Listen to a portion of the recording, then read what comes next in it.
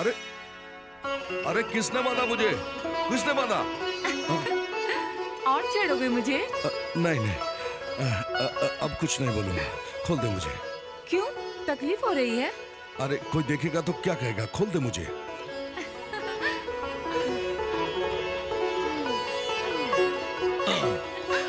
तेरी तो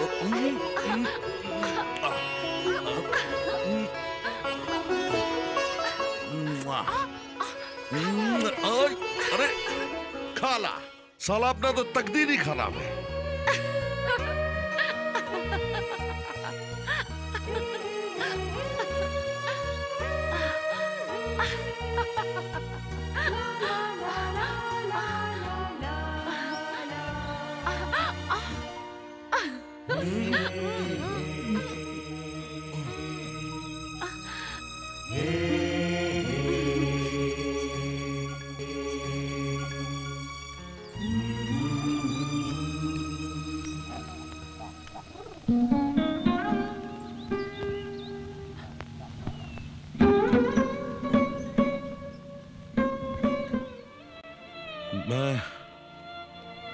मैं कल लंदन चला जाऊंगा।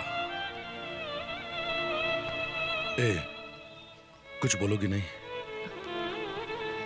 मुझे खत जरूर लिखना। खत लिखकर क्या होगा? लंदन इतना बड़ा शहर है, वहां की भीड़ भाड़ में मैं क्या याद रह पाऊंगी?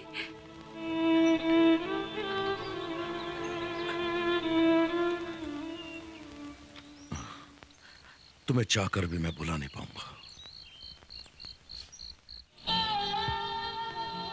खत जरूर लिखना।